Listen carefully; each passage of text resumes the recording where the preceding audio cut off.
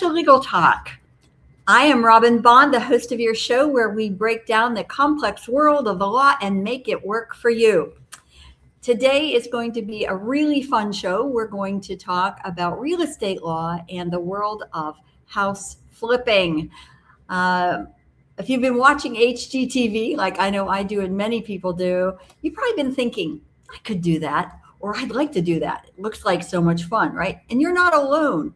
House flipping has really exploded in popularity and the potential profits are very real, but so are the risks and the legal landmines. So before you bid on your first property, you might want to watch today's show because there are things you absolutely need to know about how you structure your business getting into these deals, how you take title, what liens can come back to haunt you, and what your obligations are to your sellers. Now, my guest today is a real estate attorney who has seen it all, the deals that went smoothly and the ones that went sideways fast. We're going to cover everything from buying at sheriff's sale to tax liens to contractor disputes, the legal side of house flipping that nobody talks about on those HGTV shows. So we are fortunate to have a true expert in the field with us today, and I am welcoming Scott Reidenbach to the show. Scott is the founding principal of the Wayne, Pennsylvania real estate law firm Reidenbach Associates. He has too many accolades to mention, trust me. So suffice it to say, he is eminently regarded and highly respected in his field. Scott represents some of the largest home builders in the nation, and his expertise includes not only residential real estate, but commercial sales, construction defects, landlord and tenant disputes, and pretty much the whole panoply of leasing, condos, and anything you might need to know about getting into this flipping business. For over 10 years, he has been teaching real estate law at Villanova University, and I know he's going to teach us all a thing or two today about real estate and house flipping. So welcome to the program, Scott. Robin, thank you for having me. What a tremendous introduction. Thank you. Well, I've known Scott for a while, and he's just so highly regarded that I'm delighted that he's going to be sharing this information with you today. So as a good way to dive into the topic, we do have a viewer question, and I'm going to ask Scott to respond to that question, please. Mark Waldron of Philadelphia says, is it possible, is it legal, for a seller to hire multiple real estate agents to sell a property with only the successful agent receiving the commission? Boy, I love starting with that question, Robin, if you don't mind. So the short answer is yes, you can. Traditionally, realtors don't like that because they want to be the ones to take you through the transaction, help you sell the property, buy the property. They don't want to be competing with other realtors. But in this new economy, right, this new housing economy that we're in, that's a creative solution. And the example I give is recently we have a commercial client who listed with a commercial broker. Several months went by and not a single bite, not a single offer. And instead of firing or terminating that realtor, they asked the realtor, hey, can we go under contract with two other realtors and may the best person win? And they agreed. So yes, you can do it. It's not traditional, but it's a great approach. I like that. Well, thank you, Scott. Thank you. And if you other viewers would like to submit questions to Legal Talk, here's how you can submit your questions. You can have your questions answered on Money Matters. Please go to our website, money-matterstv.com. On our homepage, click on the banner on the right that says, Send us your questions. While you're on our website, you can find information about our host and guests, as well as show notes and links about this show and past shows. Money Matters is also available as a podcast on iTunes and Stitcher, so you can listen to Money Matters while you're on the go. That website address, again, is money, MONEY, -matters, MATTERS, TV.com. All right, we're back. So here's how we're going to approach the show today. We're going to talk a little bit, appreciating fully that we can only really skip a stone over this, but let's talk about getting into a flip, what you actually own, what it's like during the flip process, and then how do you get out cleanly, hopefully making a good profit. So Scott, if I could kind of start with a foundational question, before you do anything, how do you set yourself up legally to become a house flipper? Yeah, that's a very common mistake people make, Robin, is that they go off and find a property, they start thinking about the concept, they go under contract, and then they say, wait a second, should I be forming an LLC or a joint venture or an S corp? So my advice is, if you're even remotely thinking about getting into this business, number one, form an LLC. Now, LLCs are the most common form of entity ownership for flipping houses. They're very easy to set up. They're very inexpensive. Every accountant knows how to work with LLCs for tax purposes. So starting point, or number one, is create that LLC. Great. And then also get a good accountant. I can say that just from being a business person. But what about insurance? Should you buy any like level of insurance or anything, or you should wait till you have the house and then deal with that? Yeah, wait until you buy the house. I mean, definitely have, I always say get your team assembled. If you're thinking about doing this, build your team as soon as possible. And that team involves a real estate attorney, it involves a realtor, it involves a title agency or title company, a general contractor. So get your team ready.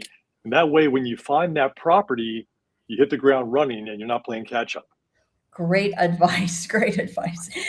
And speaking of getting property, I always see on the HGTV shows how everybody's trying to buy these, ugliest houses, zombie houses, these decrepit shells of a house that I would probably just, raise instead of fix. So what are the most common ways that flippers can acquire these properties cheaply? And are there particular dangers associated with each type of acquisition?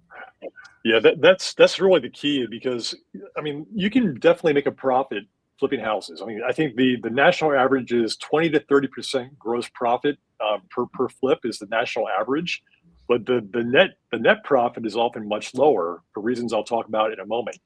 But as far as finding these properties, oftentimes our clients, they live in the vicinity. They actually see the house when they're driving to work, or they walk by it while walking their dog. They actually see the property that is abandoned or has a big orange sticker on the front door for some reason, or they know that somebody died or passed away. So people actually walk by these properties.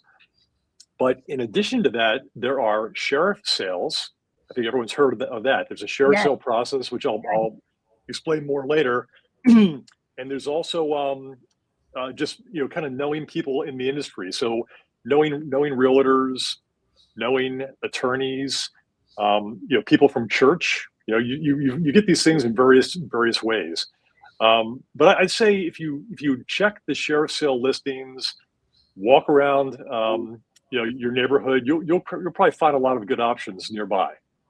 Okay, so that was one of my other questions is, well, how do I find out what's available? What about these bank foreclosures? Is there a way to find out about these? It's publicly available, or do you just have to have a contact with inside the bank? Yeah, so bank, REOs and bank-owned properties are a little more difficult, but more and more they're on the MLS. So if you go on Realtor.com or Zillow or Redfin, you'll see that banks list them on the multiple listing service, the MLS. It'll say somewhere in there, REO or bank owned. So they're in there, they're online, they're on websites. But you can't really just walk into a bank and say, hey, can you give me your list of bank owned properties? I would love that if you do that, but that's not currently available. Well, Scott, you're using the acronym REO. Could you tell us what that means? Yeah, it means the bank took it back. It means the borrower defaulted on their mortgage, and the bank took back the property via the foreclosure process. And for one reason or another, no one bid on the property at the sheriff's sale or the foreclosure sale. So the bank just took it back. So now the bank holds title, and they're the ones who now own the property. I always say banks were not founded to own real estate. They're to lend money. So banks take back all these properties. They don't want them. They want to sell them for a profit. So that's the bank-owned process. Somebody defaulted on a mortgage. So this is the thinking then. So if I'm the bank and I'm holding this, what do I want? Do I want to sell it for the balance of the mortgage, or am I trying to sell it at the fair market value? Like what will what are they generally willing to take for that? Yeah, well, it depends, and I hate that answer. Us lawyers always say it depends, but depends on the lender. Depends on how much money is owed on that first or even second mortgage. But yeah, ultimately, they want their principal loan money back, like the balance of the loan back, plus interest, plus late fees, Oh, plus penalties, oh plus boy. plus legal fees. Like they want all these things back. So banks get a little greedy. I'll call that like it is. Banks get a little greedy, and they want all those fees out of the sale. So that's why it is hard to get a true steal or a deal from bank-owned properties for that reason. Thank you. That is really helpful. And then the other thing you brought up is, okay, what if I have not only the first mortgage, but also a second mortgage? So who's foreclosing? Is it if the first guy's foreclosing on it, then what does that say about the second mortgage holder? What can he come after me if I buy that property?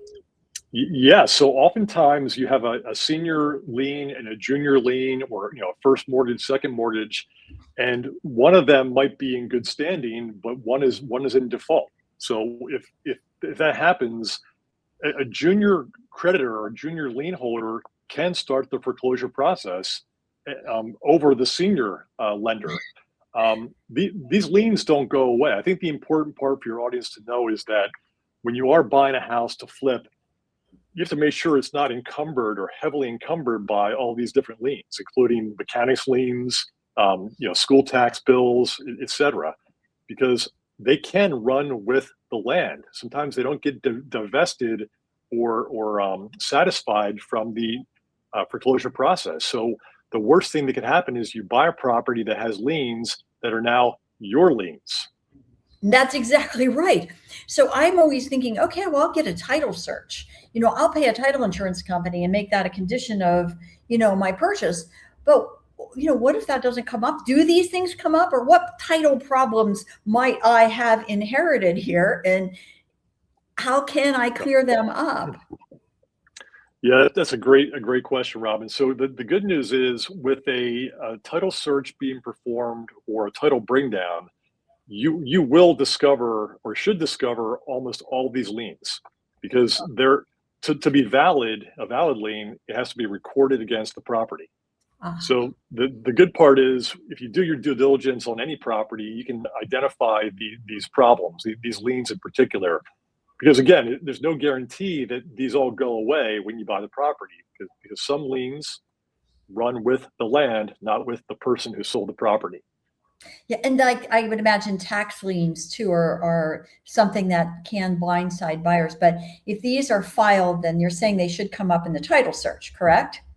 Absolutely. And then you can either make that informed decision to buy it with a lien. I mean, listen, sometimes you get such a great deal on a flip property that you're willing to take on some risk. You're willing to say, I'm going to put some money in reserve because I'm getting this house for a steal, but there might be some issues that I'm not even aware of. It could be a mechanics lien gets snuck in there at the last minute or 11th hour, or there could be a tax lien that's now your responsibility.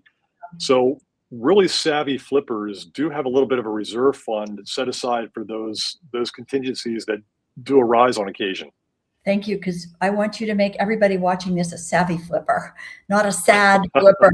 Right? So I've also heard something about these mandatory holding periods. Like if you buy a property at a sheriff sale, or maybe in some other form, that you have to hold that property for a certain period of time before you are allowed to resell it. Can you explain that, or have I heard that incorrectly? Or yeah, no, I mean, that comes up quite often. So if you are flipping a house and there's if your buyer is using FHA financing, so FHA financing, they could be a first-time buyer, they could have an income level, or they could be a younger buyer. The end buyer, if they're using FHA financing, they can't close. They shouldn't close for 90 days. There's usually a 90-day holding period between flipping the house and selling it to that end user buyer. There's also a 120-day redemption right on federal tax liens. So meaning if there's a federal tax lien against the property and it gets sold to a flipper, the IRS in theory, or in practicality, has 120 days to redeem that property and take it back. Oh my gosh. Well, what happens but again, to I invested in the flip? What happens to me? Well, nothing good. Put it that way. You could lose the property. It literally just goes to the IRS. I mean, I think you can get your money back, but you lost the opportunity to flip that property. But again, Robin, like you said, do a tax, a title search, a title bring down, and you'll find, the vast majority of these issues as part of your due diligence. Scott, is this what's called a tax lien certificate, or what is a tax lien certificate, and how do these work either for or against the flipper? Yeah, I'll say this. I mean, Pennsylvania is, for the most part, not a tax lien certificate state. I think Florida is. I know New Jersey is, but not Pennsylvania. I think, and to be very candid, I don't bump into these at all. I'm a Pennsylvania lawyer. I've really never seen one in 28 years, but I know other states have them. In Pennsylvania, when you buy a property at a tax sale, you get the property, you get the actual house. And I think with tax lien certs, you're buying like the paper or the debt from the lender, something like that. But it's really nothing that we bump into here in Pennsylvania. Thank you. Well, thanks for saying it, because our viewers are from all different states. But that just further reemphasizes the point you said. Foundationally, get yourself a good real estate lawyer in the jurisdiction where you're buying the property, right? That avoids a lot of problems for sure. Yeah, I can see that. Okay, so I think we've covered about as much as time will permit today about the getting into the house, and what you own. But now let's move into the renovation phase. And now you've got your contractors here on the property or something, but what legal exposure kind of comes with hiring these contractors, and how do you protect against the pitfalls? Yeah, I mean, you want to hire. I mean, listen, you want a good contract. I mean, you want to have a good contract with your contractor. That's a mouthful. Yeah. But make sure you're protecting yourself with. Liens, mechanics liens, which I'll clarify in a moment. Schedule, change orders, pricing, milestones, advances, all these things that do come up in construction. And listen, I'm a huge fan of AI. I think AI is tremendous. And I think it's more easier now than ever for the average person to go on Chat, Perplexity, Claude, pick one, and come up with a pretty good contract for a general contractor that's going to work on your home. I mean, I hate to take business from other lawyers, but AI has some good solutions out there. So start with a good contract. Yeah, I'll tell you what, I would, after hearing all these things about the tax liens and the sheriff sales and stuff, there's no way I'm doing that without having a lawyer in that jurisdiction review my contract. Because, AI might give me a great starting point, which could, of course, save you some money on the deal. But, Right.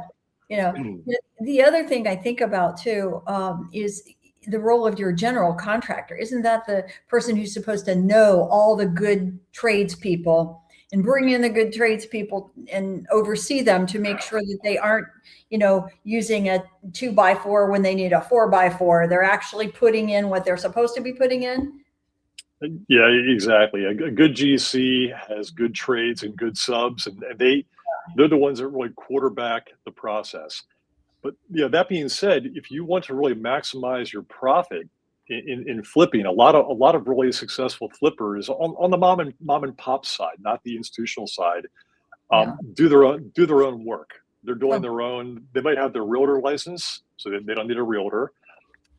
They're very handy themselves, so they do the fix up themselves. So the clients that I've seen really make a nice margin on a small scale level, do as much as they can themselves. But for those who don't have the time or the ability, again, build out your team of attorney, accountant, contractor, title company. And I see this on the shows on the HGTV, that there's the husband and wife that are, basically renovating the whole house but they also have to have workers. But then there's what they call the money man in the background who's writing the check. Right, exactly. Explain this relationship. Like, who are these people, and how does this, symbiotic relationship work? Yeah, I mean, sometimes there's an investor or an investment group behind these projects, meaning there's maybe Chip and Joanna Gaines, right, Yeah. from TV, who are out there, doing their thing.